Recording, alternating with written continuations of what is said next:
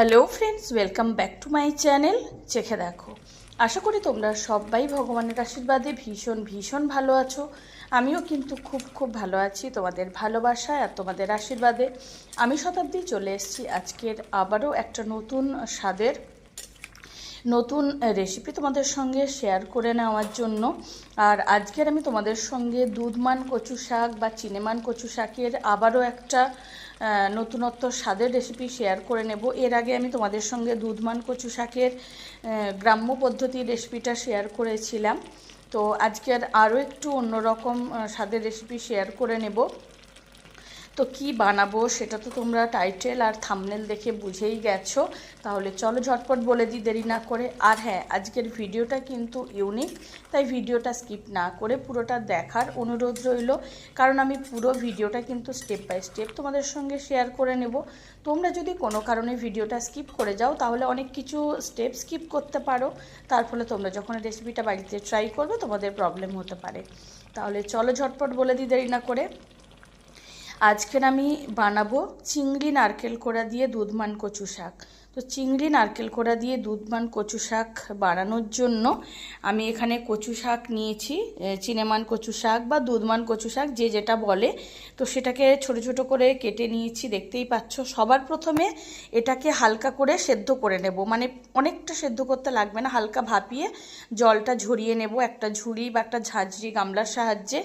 আর যতক্ষণে এই কচু শাকটা সেদ্ধ হচ্ছে তার মাঝখানে বাকি যা যা লাগবে এই রান্নাটাতে সেগুলোও আমি রেডি করে নিচ্ছি। তো সবার প্রথমে এটাকে আমি আঁচে বসিয়ে সেদ্ধ করে নেব একটা গামলাতে।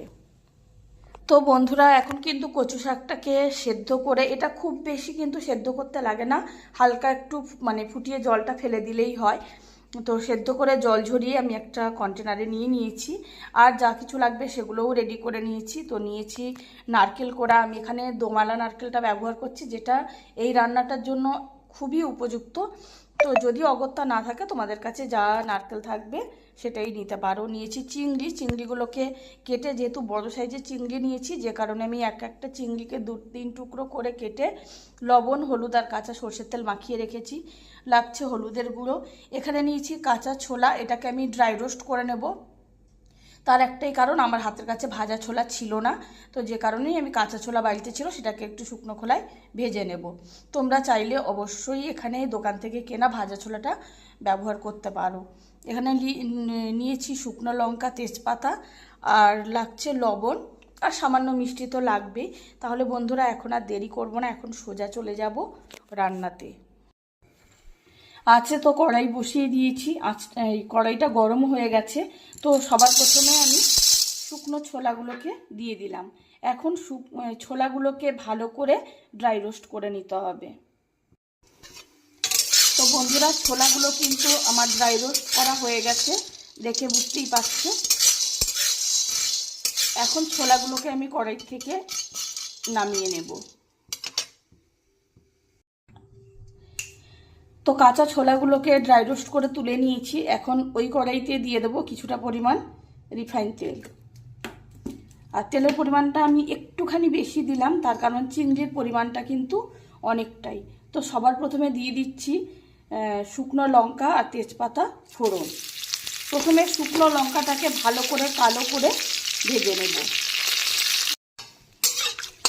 তো শুকনো লঙ্কা তেজপাতাটাকে ভেজে নিয়েছি, দেখতেই পাচ্ছ। এখন আমি সবার প্রথমে দিয়ে দেব লবণ, হলুদ আর কাঁচা সর্ষের তেল মাখানো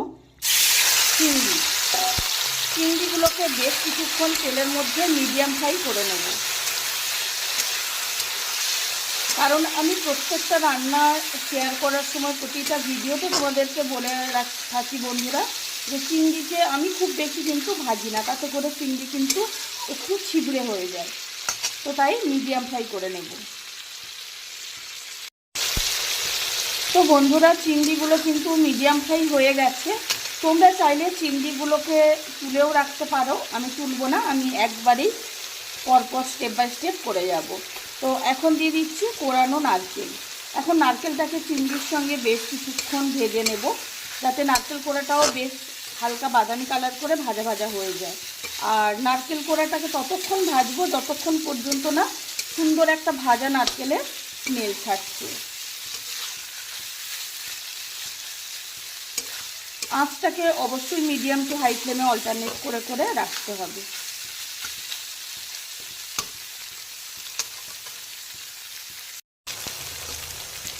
তো বন্ধুরা এখন দেখতেই পাচ্ছ নারকেল কোড়াটাও খুব সুন্দর করে ভেজে নিয়েছি। আর সবথেকে বড় কথা, অপূর্ব একটা ভাজা নারকেলের স্মেল কিন্তু ছাড়তে শুরু করেছে, তার সঙ্গে ভাজা চিংড়িরও। তো এই পর্যায়ে আমি সেদ্ধ করে জল ঝরিয়ে রাখা কচু শাকটা দিয়ে দিলাম। আর আমরা সবাই কম বেশি জানি এই কচু শাক কিন্তু মানে এই কচু শাকের পাতাগুলোও কিন্তু খাওয়া যায়।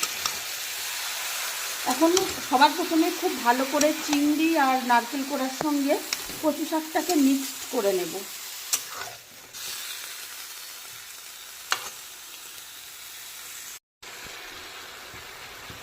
তো বন্ধুরা এখন কিন্তু কচু শাকের সঙ্গে চিংড়ি আর নারকেল কোড়াটাকে খুব ভালো করে মিক্সড করে নিয়েছি, সেটা তোমরা দেখে বুঝতেই পারছো। আর অলরেডি একটা অপূর্ব স্মেল কিন্তু ছাড়তে শুরু করেছি। তো এখন আমি দিয়ে দেব স্বাদ মতো লবণ, চিনি আর পরিমাণ মতো হলুদের গুঁড়ো একসঙ্গে দিয়ে দিলাম। আর আমরা জানি যে কোনো শাকসবজি যতই আমরা জল ফেলে দিই না কেন, লবণ দেওয়ার সাথে সাথে একটা জল কিন্তু ছাড়তে শুরু করে। আর দিয়ে দিচ্ছি ড্রাই রোস্টেড ছোলা। এখন এইগুলো সব ভালো মতো খুব ভালো করে মিক্সড করে নেব। এখানে তোমাদেরকে একটা কথা বলে রাখতে চাই, তোমাদের হয়তো মনে হতেই পারে যে ছোলাটা কি করে সেদ্ধ হবে, তার কিন্তু কোনো টেনশন নেওয়ার দরকার নেই। তার কারণ কচু শাক থেকে যে জলটা এখন বেরোতে শুরু করবে, যেহেতু লবণটা অলরেডি আমি দিয়ে দিয়েছি, সেই জলেই কিন্তু ছোলাটা অনায়াসে সেদ্ধ হয়ে যায়। তো এখন বেশ কিছুক্ষণ, আর এইটা কিন্তু খুব বেশি লো ফ্লেমে করব না, মিডিয়াম টু হাই ফ্লেমে অল্টারনেট করে করে পুরো রান্নাটা করে নিতে হবে। কারণ যেহেতু জলটা বেরোয়, এর জলটা কিন্তু যতটা সম্ভব শুকিয়ে নিতে হবে, তবেই কিন্তু এর টেস্ট অপূর্ব হবে। তো এখন বেশ কিছুক্ষণ আঁচটাকে অল্টারনেট করে করে রেখে মিডিয়াম টু হাই ফ্লেমে রেখে আমি রান্নাটা করে নেব, যতক্ষণ পর্যন্ত না জল শুকোচ্ছে আর ছোলাটা সেদ্ধ হচ্ছে ততক্ষণ। তো বন্ধুরা এখন কিন্তু আমার রান্নাটা পুরোপুরি কমপ্লিট। চিংড়ি আর নারকেল কোড়া দিয়ে দুধমান কচু শাক একদম রেডি। আর তোমরা দেখে আশা করি বুঝতেই পারছো যে ছোলাগুলো কিন্তু সেদ্ধ হয়ে গেছে। আর যেটুকু সামান্য পরিমাণ বাকি আছে সেটা কিন্তু গরমের মধ্যে থাকতে থাকতে বাকিটাও সেদ্ধ হয়ে যাবে। তো আঁচটা আমি এখন বন্ধ করে দিলাম। এখন একটা সার্ভিং বলে ঢেলে গরম গরম ভাতের সঙ্গে সার্ভ করে দেব। তাহলে বন্ধুরা তোমাদের সঙ্গে আজকে দুধমান কচু শাকের একটা সেকেন্ড পার্ট বা দ্বিতীয় পর্ব বা দুরকমভাবে যে বানানো যায় সেই রেসিপিটা শেয়ার করলাম। খুব তাড়াতাড়ি বা আবারও কোনো দিন দুধমান কচু শাকের আরও কোনো গ্রাম্য পদ্ধতির রেসিপি তোমাদের সঙ্গে খুব তাড়াতাড়ি নিশ্চয়ই শেয়ার করে নেব। আর আমার আজকের ভিডিওটা তোমাদের কেমন লাগলো সেটা কিন্তু কমেন্ট করে জানাতে একেবারেই ভুলো না। আমার ভিডিওটা যদি তোমাদের ভালো লেগে থাকে তাহলে অবশ্যই লাইক, কমেন্ট, শেয়ার করো। চ্যানেলটিকে সাবস্ক্রাইব করে দিও, পাশে থাকা বেল আইকনটি প্রেস করে দেবে, তাতে করে আমি যখনই কোনো রান্নার ভিডিও আপলোড করব সবার প্রথম তোমরা নোটিফিকেশান পেয়ে যাও। আর এইভাবে দুধমান কচু শাক বানালে খেতে জাস্ট অনবদ্য হয়, যে কারণে তোমাদের সঙ্গে শেয়ার করে নেওয়া। আর তোমাদের আজকের রেসিপিটা যদি ভালো লেগে থাকে তাহলে অবশ্যই বাড়িতে ট্রাই করার একবার অনুরোধ রইল। আবারও কোনো নতুন স্বাদের নতুন রেসিপি, সেটা চিকেন, মাটন, মাছ, যা কিছু কোনো সবজির খুব তাড়াতাড়ি নিয়ে তোমাদের সামনে হাজির হয়ে যাব। ততক্ষণ সবাই খুব ভালো থেকো, সুস্থ থেকো। এখনকার মতো বিদায়।